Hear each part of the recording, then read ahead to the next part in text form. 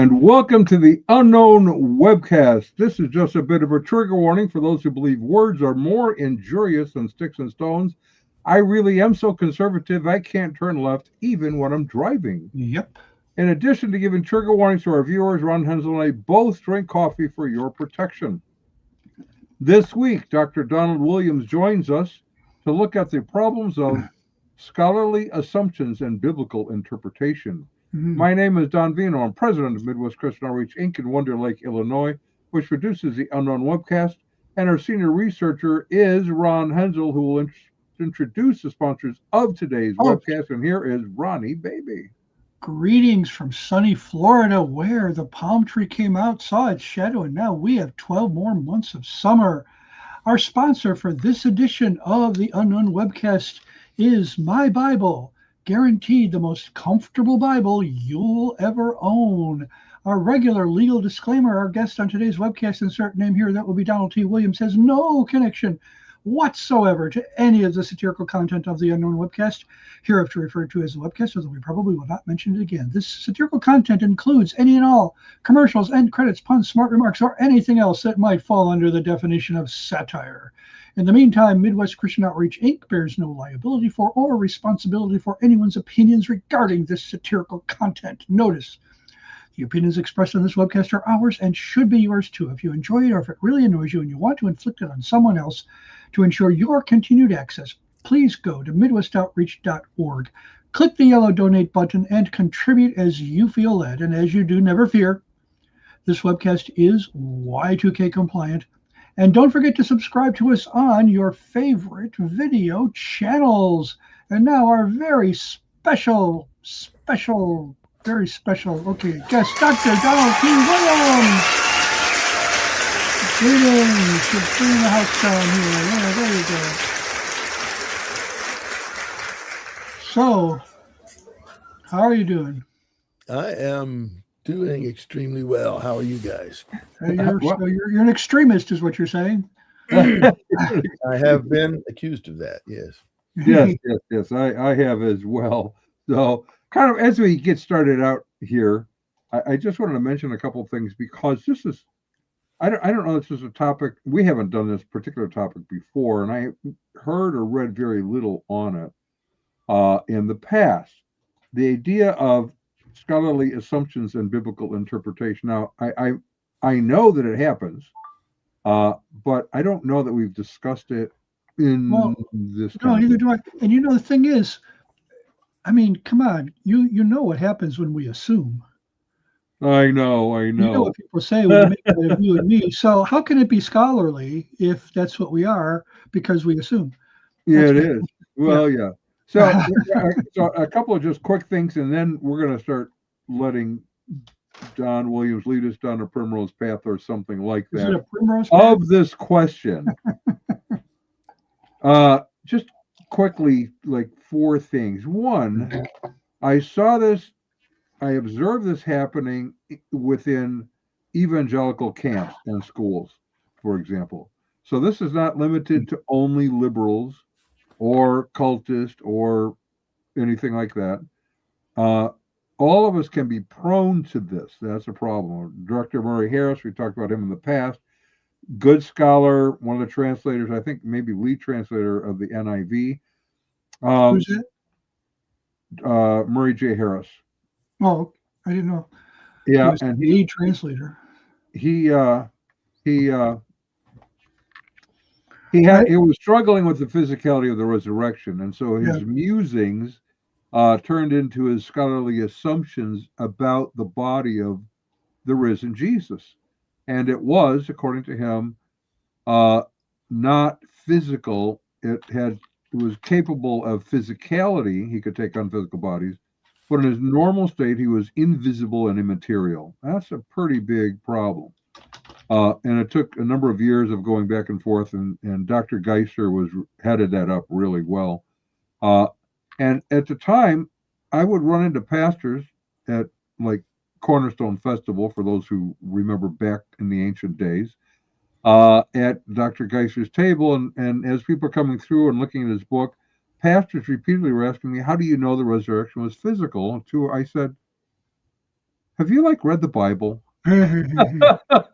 Well, they had been reading Dr. Harris, who persuaded them that Jesus wasn't actually raised physically. He was raised bodily, but it wasn't a physical body. So that's one. Two, we have Elaine Pagels being quoted in a recent article I just read by someone who's trying to defend Mormonism.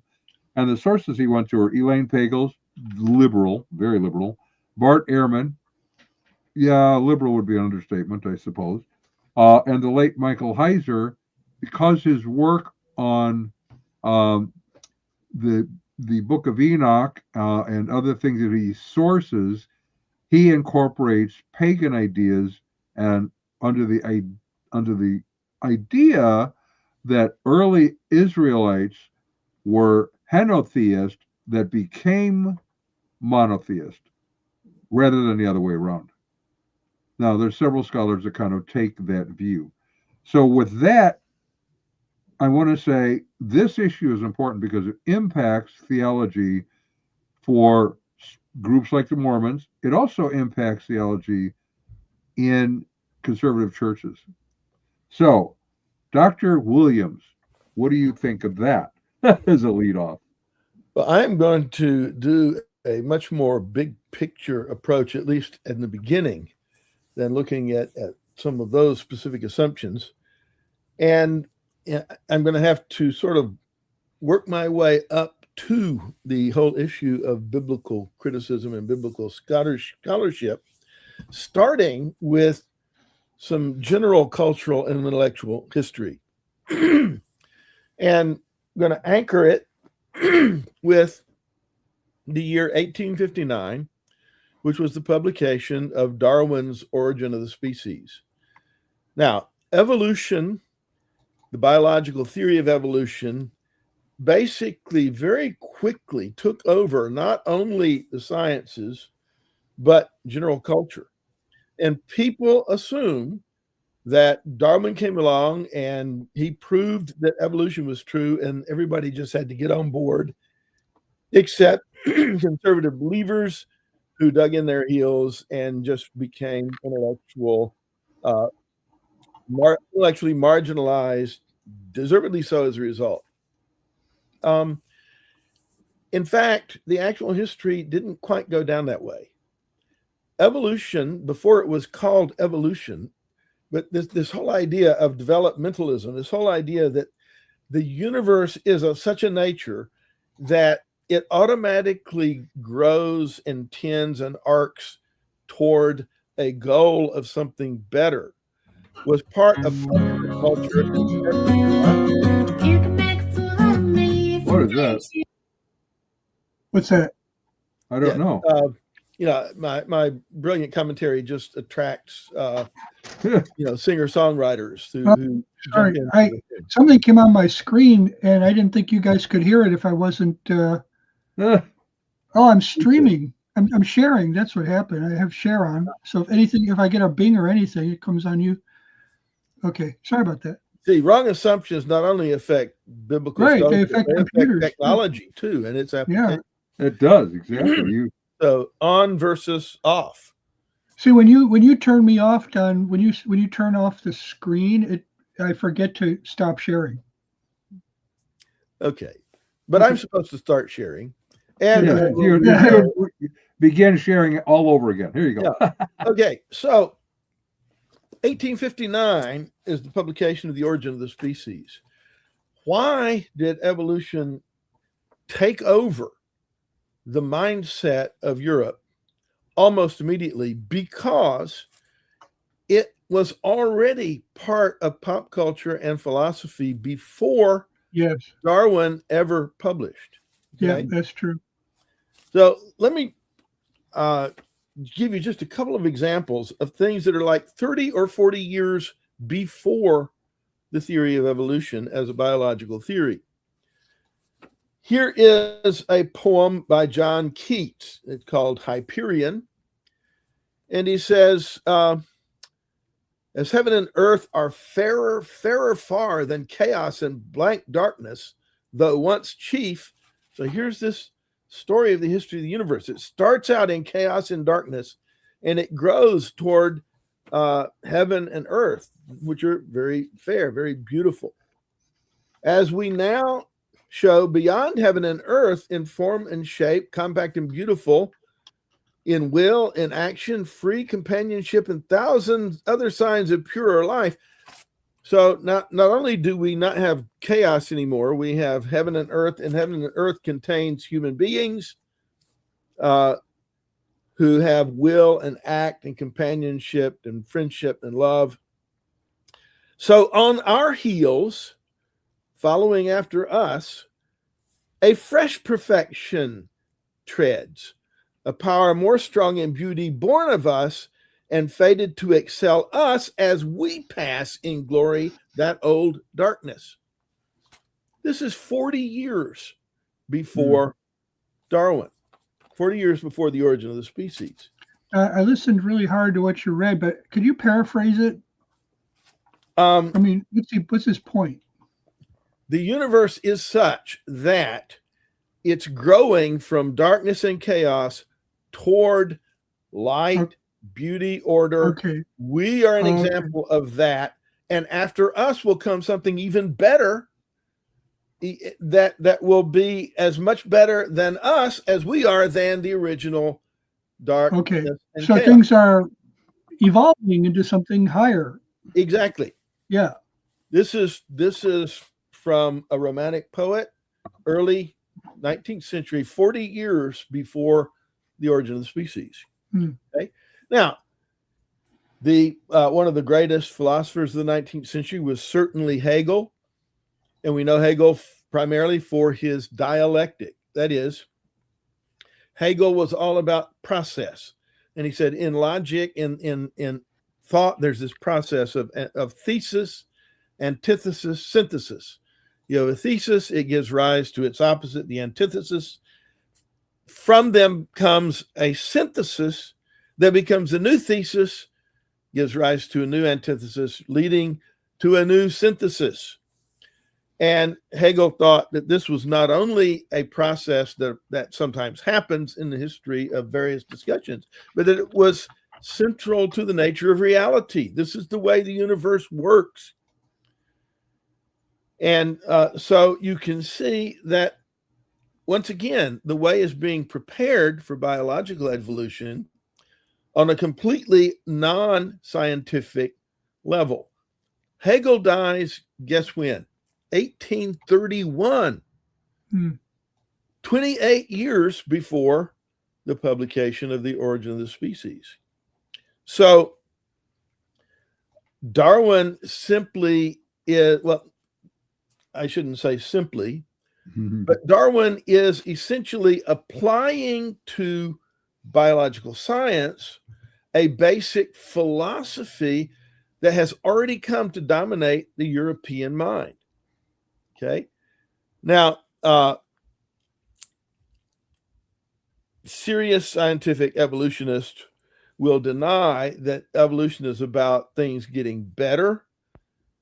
It's things survive that are better adapted. They may or may not be better in any kind of absolute sense.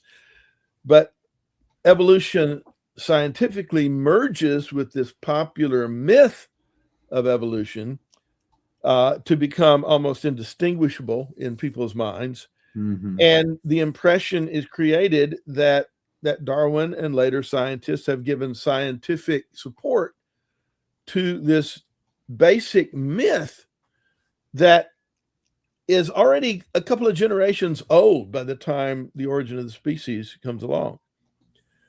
So my point is, I mean, there are a number of points you can make for this to realize that evolution as a worldview is not a purely scientific phenomenon. Okay. However much validity you think the theory of natural selection has, from very little to practically explaining everything in biology, it's not necessarily the best way of understanding anything else. And of course, believers have issues with Darwinism, even as a theory of life and biology. But what we have then is people, it's impossible to underestimate the power of this myth on the European mind.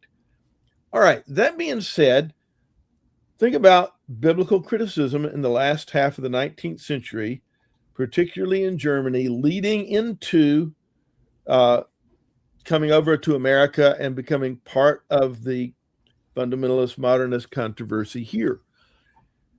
Those biblical scholars, people like Bauer, people like Graf, Wellhausen, and later people like Bultmann, working on the New Testament, precursors of people like our Bart Ehrman that we have today, they just knew that the Bible had to have evolved because everything evolves, right? Okay. Yeah. They just knew this. To them, it wasn't a position that needed to be defended. They just took it for granted. And these guys wrote before Darwin. Before, during, and after Darwin. Right. But in other words, just the whole premise of higher criticism is that things started out in a primitive form and developed to a more complicated, complex, advanced form, which is the Darwinian engine for evolution. Right. They had started this before Darwin as part of the larger intellectual phenomenon I was describing. Darwin, once he gets injected into the stream in 1859, intensifies it, and it becomes, it's like one more reason to think this way. And now we can think this myth has a scientific basis. But they just assumed the Bible had to have evolved. This was an assumption that there's no evidence for it, okay? So if you come to the biblical text and you think you already know, it doesn't need to be defended. This is just the way things are. It had to have evolved over a long period of time. And so you discover that Moses knew synonyms. Synonyms. More than one word for God. So this must be different authors at different times. You've got the guy who calls God Yahweh, the guy who calls him Elohim. You've got the priestly guys and the Deuteronomist, and these are all different people, and they gradually, this over a long period of time is put together by later rabbis and scholars. And so maybe by the time of Ezra, you're starting to actually get a Pentateuch that has evolved from all these different sources. And you have that actually going back to Jean Astruc in 1753. You know, he kind of had a proto-documentary hypothesis brewing there. So okay, here's this document, which is the simpler explanation of it, that maybe people 1,500 years BC had new synonyms for things, or that there's this complicated evolution of the text. It's not any actual evidence in the text that determines that the documentary hypothesis becomes the consensus. And to this day, you know, if you don't speak in that framework, you're not considered part of Old Testament scholarship. Even evangelical scholars have bought into the language, because otherwise they don't get published. They're not part of the conversation, and they don't get jobs. Well, at least they don't get published by the prestigious publishing companies. Right, and that now includes the so-called evangelical publishers. Right, because they're trying to become prestigious. Who a generation ago actually were run by Christians, but have all been bought out. And Baker, Ehrman, Zondervan, none of those guys are what we grew up thinking that they were and what they actually used to be at one point. So in the New Testament, the Gospels had to have come together this same way. because in about 30 AD, you've got this rabbi named Jesus running around, and he couldn't possibly have been a miracle working, virgin born divine son of God, because we know that's impossible. So he must have been just a particularly brilliant lay rabbi. And over a period of time, his followers evolved this myth about him, Right. of his being divine. And that had to take place over most of the first century. We know this not because there's any actual evidence for it in any of the documents, but because we just know this is how it had to have happened.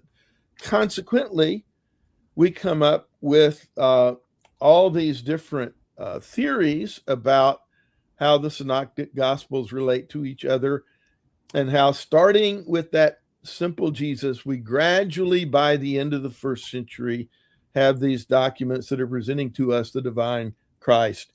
And we can go back and sort out all the different layers of different traditions that went to make this up.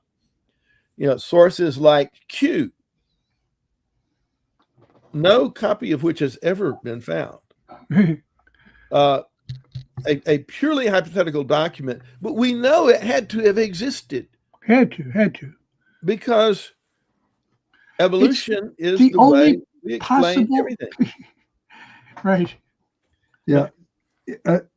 Hold the thought a second, because I want you to continue from there, but I just help other people understand how this has worked out in the life of our culture today through a group called the Jesus Seminar, who invested a great amount of time as a group voting on the Gospels, which words Jesus actually said, might have said, might not have said, and actually did not say, with different colored marbles they voted, at the end of which they voted that only 19% of the words attributed to Jesus he actually spoke, to which I asked, have they lost their marbles?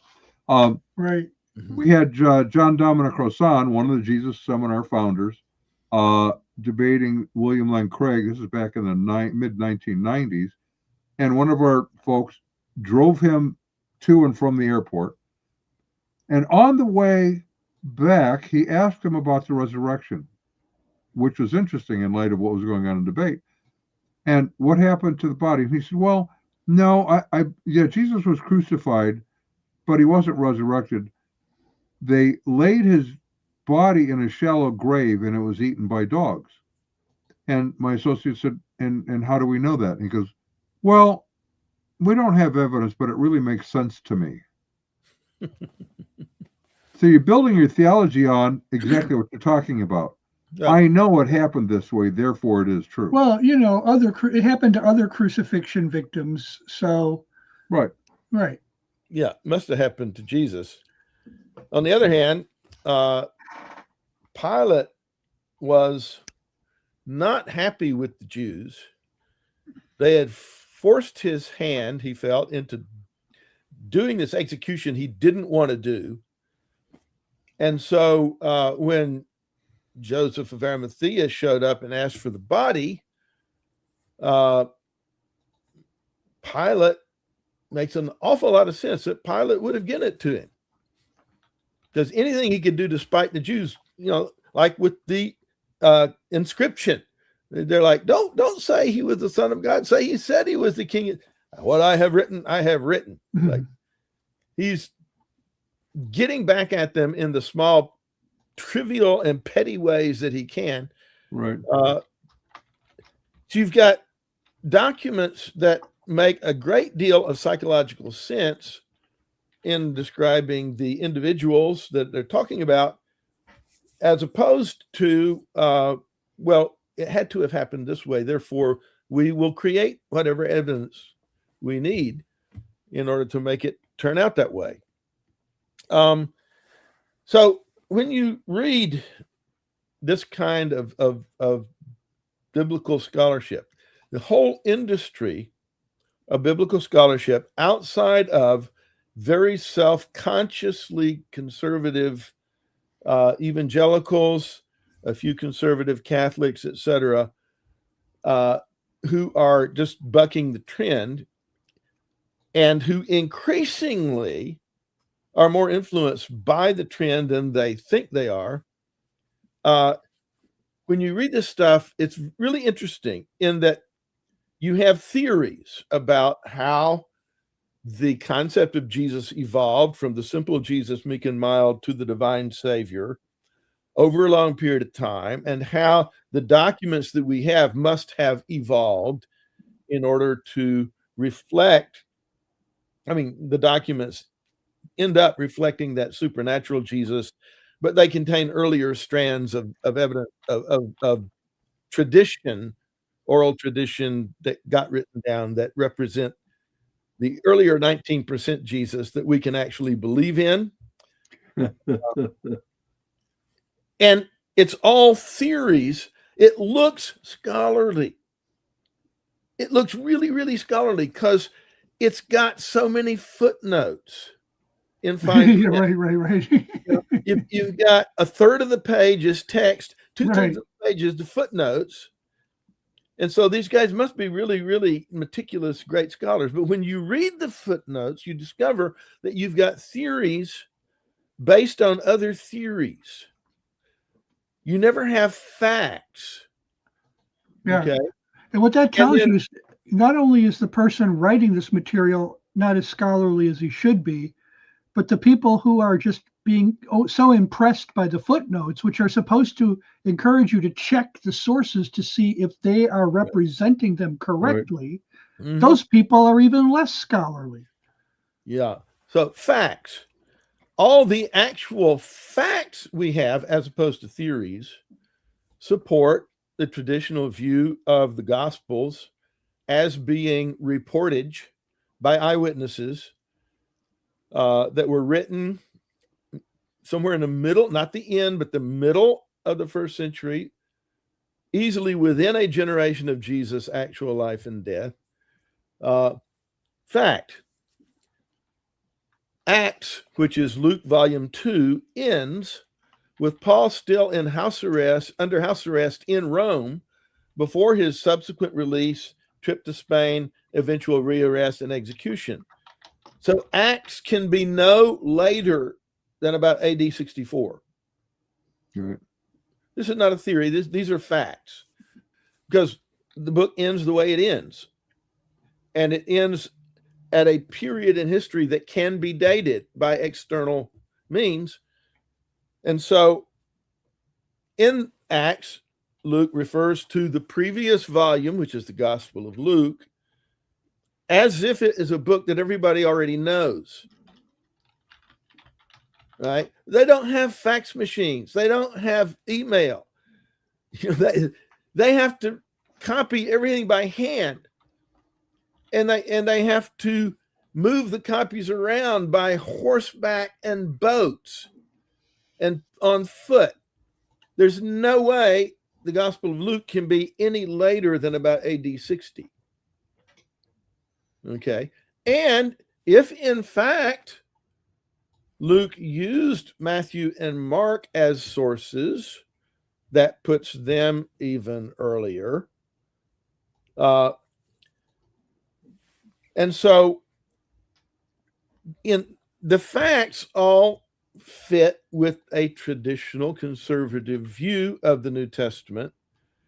And the documents all are talking simply about a divine Savior who came into the world in a supernatural way, lived in it supernaturally, healing people, raising them from the dead, died, and then was resurrected supernaturally and left in the ascension. The supernatural, when you try to unweave the fabric, when you pull all the supernatural threads out, there's nothing left.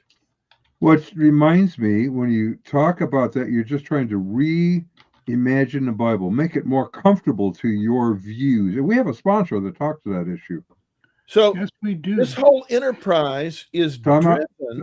Time out. We're doing a sponsor right now. Okay. That loves this idea. Yes, because we all know that awkward feeling when someone in a Bible study says, I wish the Bible didn't have all these verses about hell. Or when you're having couples devotions and your spouse says, I'm just not comfortable with verses that teach a traditional view of marriage. Or when you're sitting in church and you're thinking, why do all the Bibles I read have to agree with what conservative pastors are teaching? That's why we're introducing the My Bible. It's guaranteed the most comfortable Bible you'll ever own. We've spent literally minutes creating a way that you can have the Bible that's perfect for you. You used to have to go down some back alley to find a Bible like this, but not anymore. Just write down all the places where you want your Bible to be more comfortable for you, and then email them to us or enter them into our handy online form. And the results speak for themselves.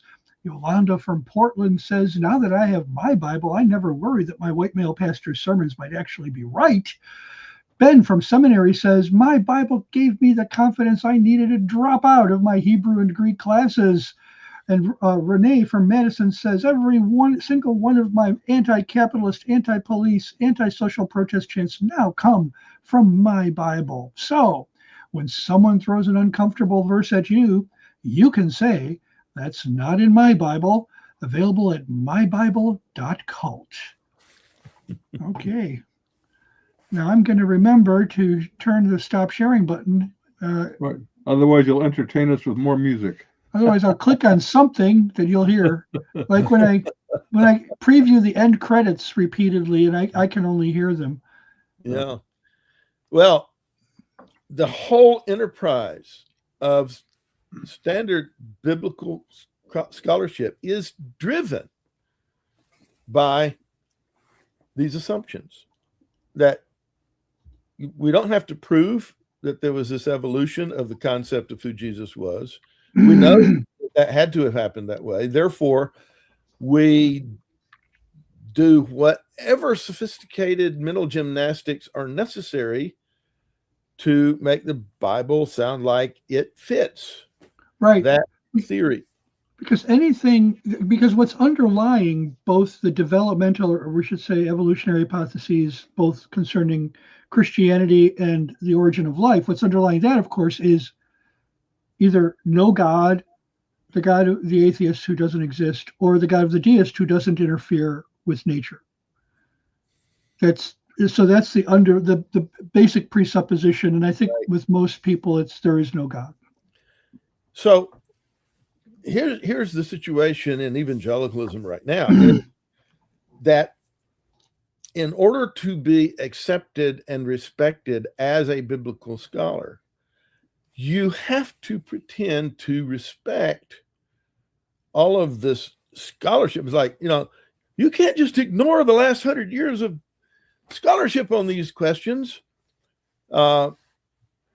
So we have to we're not ignoring it. We're denying it. There's a difference. You're not. you're not ignoring, you're denying it. But but you don't, you're not driven by the need to be accepted in the academy. Right. The need to have a job, which depends on being able to publish in peer-reviewed journals, which depends on, there are certain things you can't say and certain things you have to say. And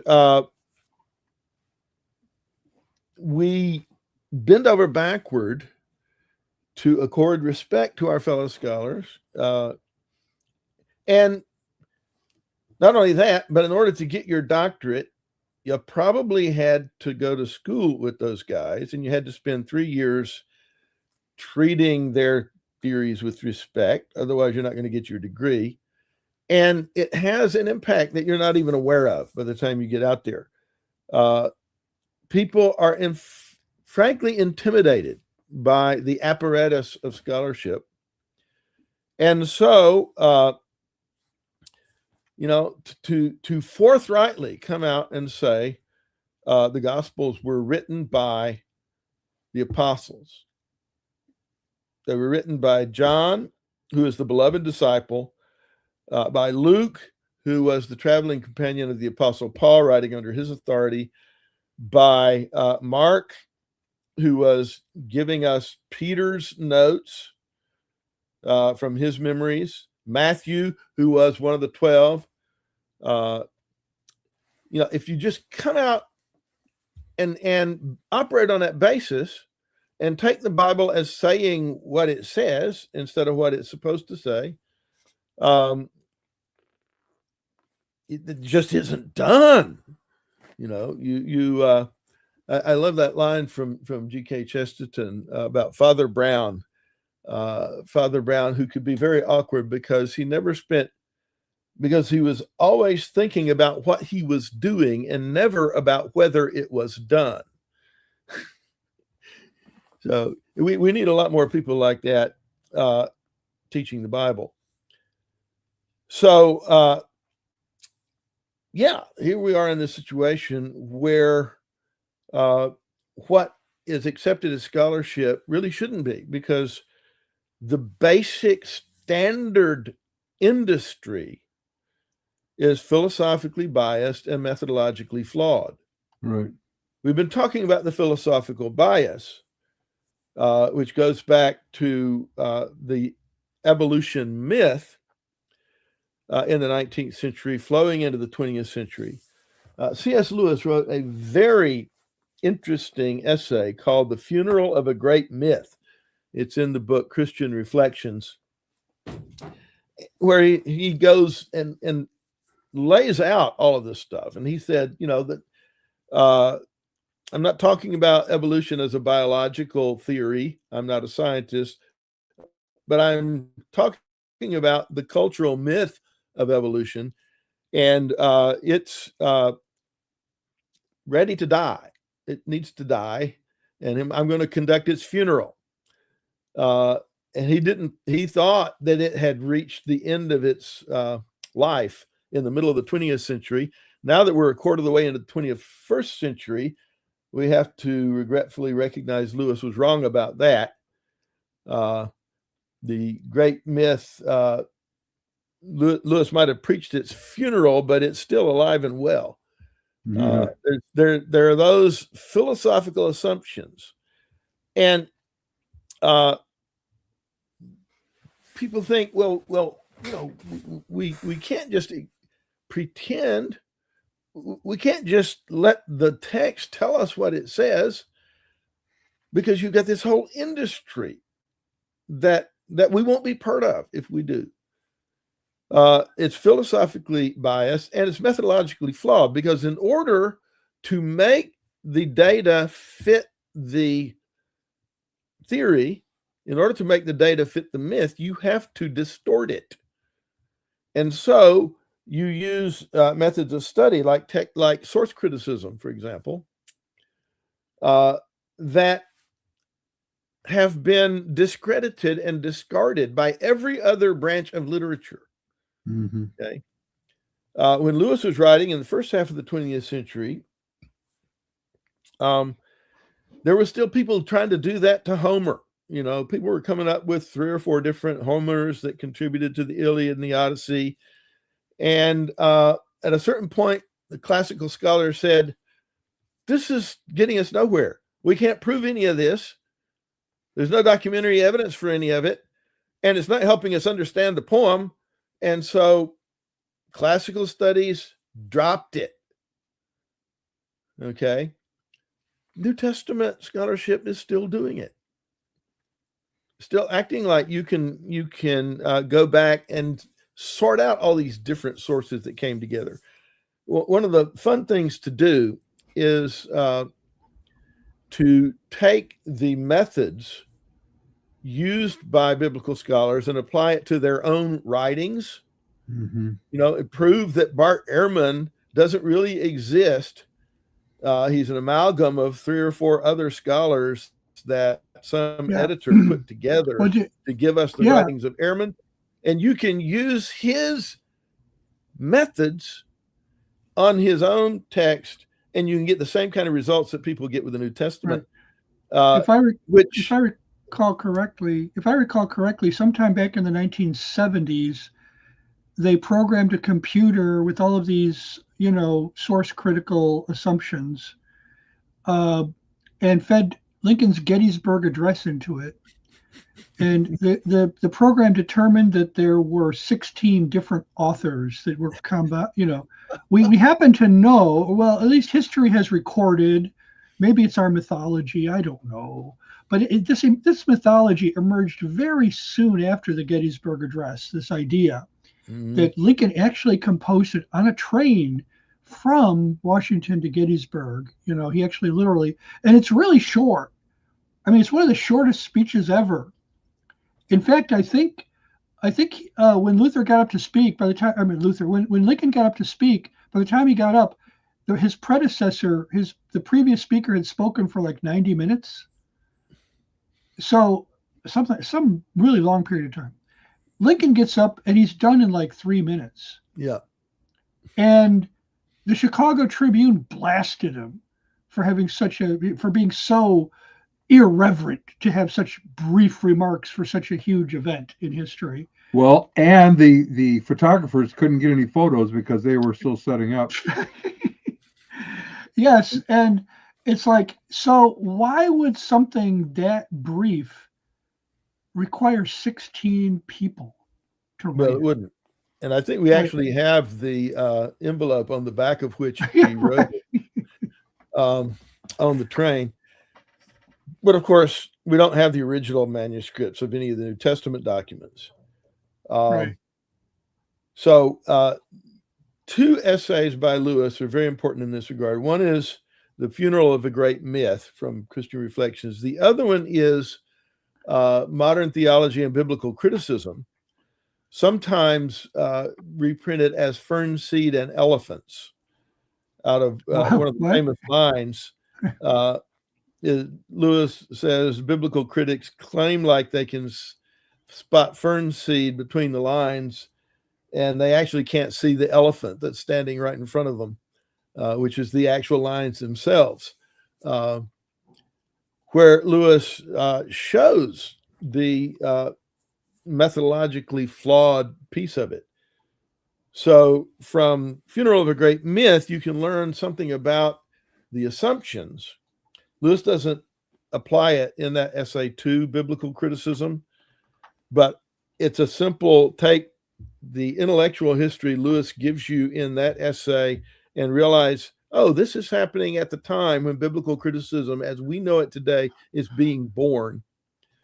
And it's very obvious that those guys, there is not one word of manuscript evidence.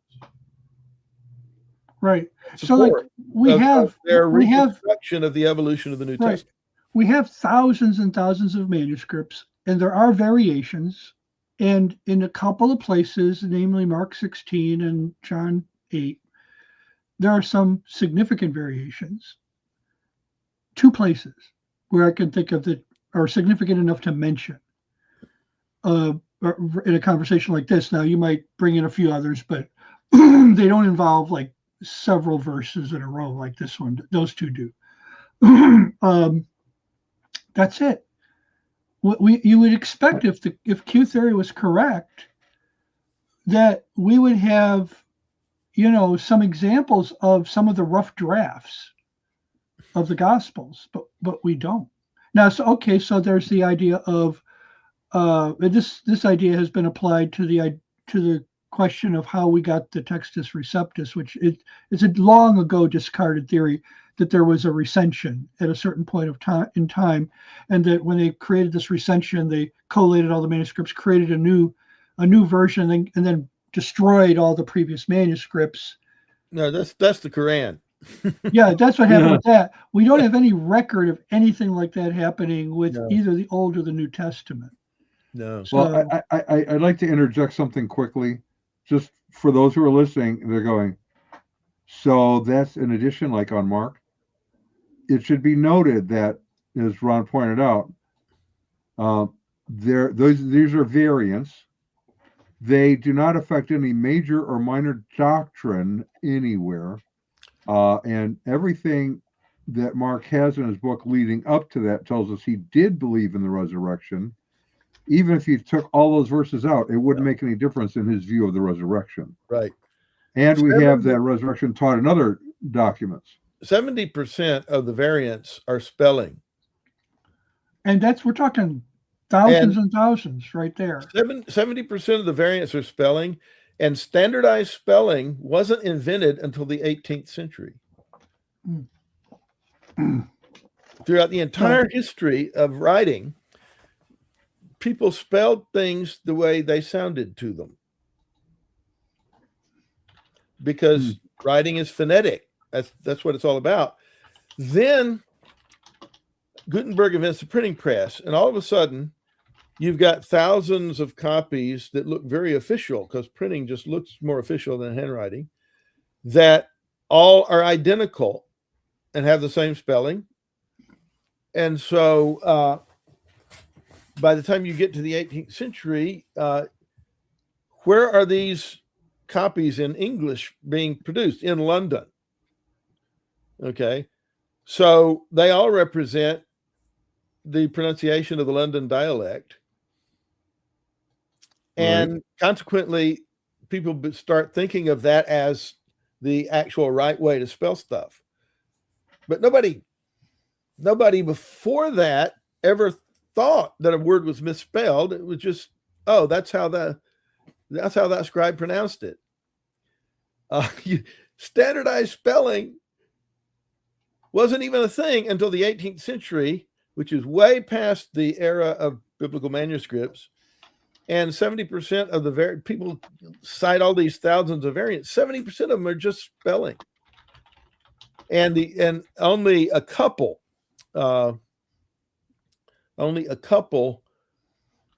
are really serious problems. The two that Ron mentioned, and only a handful. Well, actually, none of them. Only a handful. Is it really difficult to decide what the text is supposed to say? And 0 of them affect any Christian doctrine. Right. Not a single doctrine is dependent on a particular manuscript reading as opposed to something else. Bottom line is, we really need to stop being intimidated by the apparatus of what looks like scholarship, because it really is philosophically biased and methodologically flawed. And we ought to read our Bibles with confidence that we are reading genuine eyewitness reporting from people who knew Jesus. And we ought to follow and support and encourage those biblical scholars who have the courage to stand up against those trends. Not all of them are evangelicals. There are people who identify as evangelicals who have really been compromised, and they don't even realize it. There are people who are not evangelicals that are really good scholars that support the authenticity of the biblical text.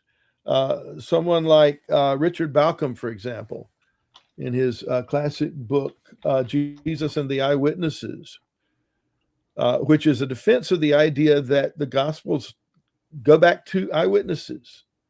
Mm-hmm. Like, you're not supposed to say that, but he does. And he's not completely escaped. He makes the authorship of John way more complicated than it needs to be. And it's any justification for being. It's like, well, John can't have been a fisherman, because the John who wrote the gospel knew the high priest, who's a big muckety muck. And guys, a little common sense absolutely just destroys all this stuff. What does the text say? It talks about Zebedee, his 2 boys, and their helpers in the boat. Zebedee, the father of James and John, was what today we would call a small business owner. He had both of his boys in the business. He also had at least 2 employees that worked for him. Today, we would call that a small business owner.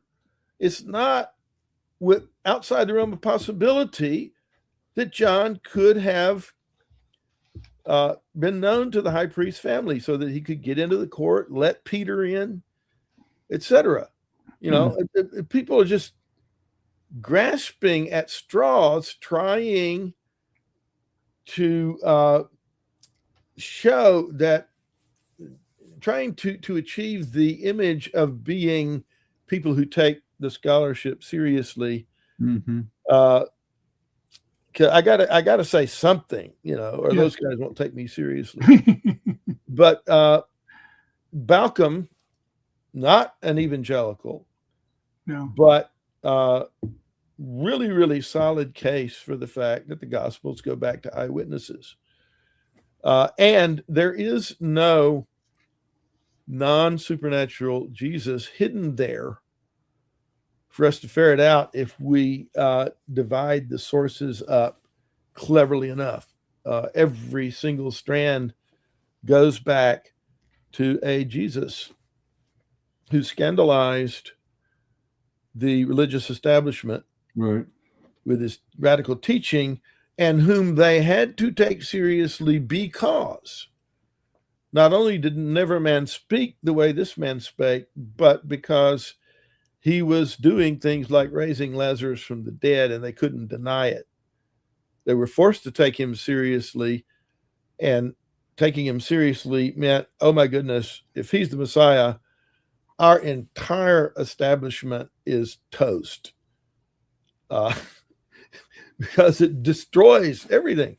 I mean, this goes, you can't find a gospel that isn't about deliverance from sin through the sacrificial death of the Lamb of God, his death and resurrection. There is no gospel other than that. And so we need a recapturing of courage and confidence on the part of believers and on the part of our scholars to stand up and say, the emperor of standard biblical scholarship, despite its impressive apparatus, has no clothes. The emperor is butt naked. And, So if you're leading with your assumptions, you're almost always going to end up coming up with wrong ideas. You know, when you read a lot of scholarly literature, especially literature by believers, they use this key word to distinguish between those who took the Bible seriously and those who were, you know, liberals in the realm of higher criticism. They would call them devout scholars if they were believers. Devout scholars, people who approach the text at least giving it the benefit of the doubt that it is what it says it is. Whereas, you know, non-devout scholars don't do that. That's their methodology. They do not give the text the benefit of the doubt. So, they don't. So Ione and A.B. Flex says scholarship is a major issue of indoctrination by consensus. I think that's well put. That's true. It's not for the weak-minded. Unfortunately, too many weak-minded get eaten up by this flaw. All scholarship means as a word is you've studied something. It leaves open the question, how well did you study it? And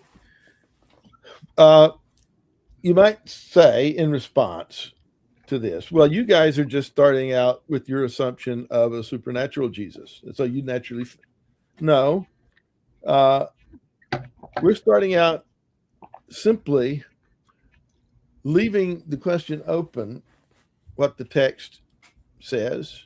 I mean, we're starting out without a prior commitment not to let the text speak for itself, Right. because we think we already know that Jesus couldn't have been what the text presents.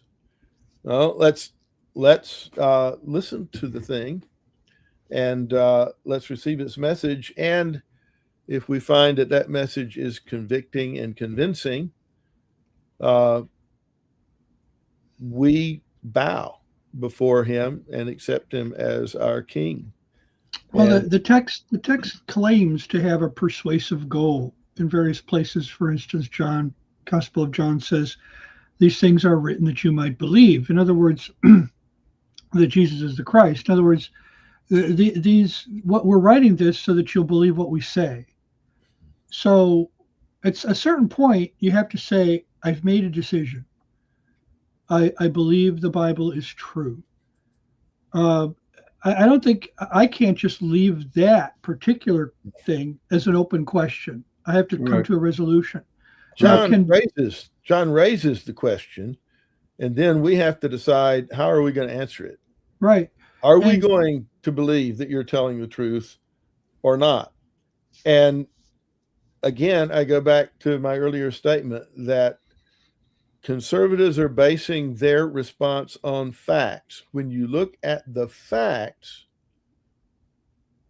they tell you that the Gospels are what they claim to be. And you know, those who reject them are following theories based on other theories. Right. Facts have nothing to do with it. I mean, what we get accused of is being so convinced, they would say closed-minded, but I'll just use the less pejorative term convinced, so convinced that no further fact could ever possibly convince us otherwise.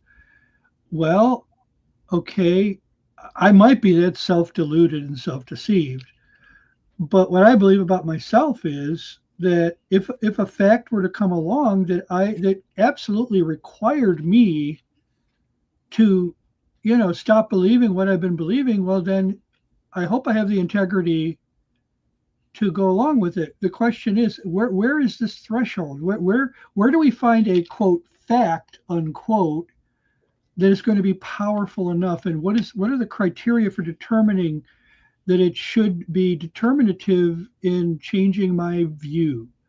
That's where we usually get bogged down. They will say, this is obviously this just absolutely refutes. If you're going to be honest, you're going to admit that this totally disproves your position. And I look at the same thing they're looking at, and I'm saying, I haven't seen it yet.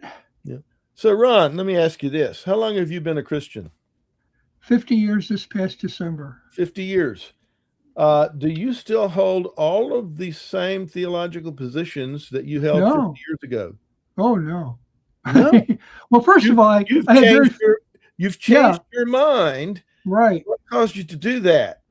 Continued study, continued looking at the evidence. And you learned some facts you didn't know previously. And maybe I messed up and I shouldn't have changed my mind, but I've pretty much managed to stay within the boundaries of conservative evangelicalism. In other words, that didn't.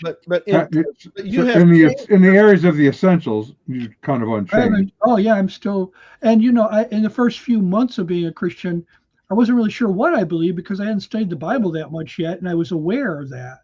But none of the three people on the screen hold exactly the same theology we held 50 years ago. Right. Which proves that we do change our mind in response to facts. Right. Okay. Now, we haven't seen any facts that would overturn the basic fundamentals of the faith. And we've been doing this long enough. It's not like we are going to bed and staying up at night worrying about the one showing up. But you can't just say that we are impervious to facts, because we've changed our minds in some fairly significant ways, actually. Now, sometimes it's a painful process where you're first confronted by the fact and you don't want to admit it, but it just it just kind of wears you down. Eventually you say, I can no longer deny the weight, the sheer force of this fact. Mhm. And so if somebody were to present me with a fact that should cause me to stop being a Christian, they shouldn't be surprised if it might take me a while before I feel the force of that. But I've been presented with a lot of so-called facts in that category over the past 50 years. Right. And so it would shock me that anything new, I don't think there's going to be anything new.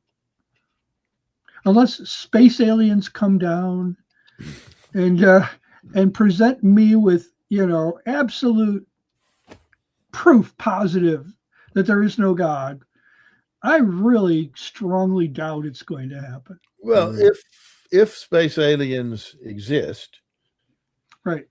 How would they do that?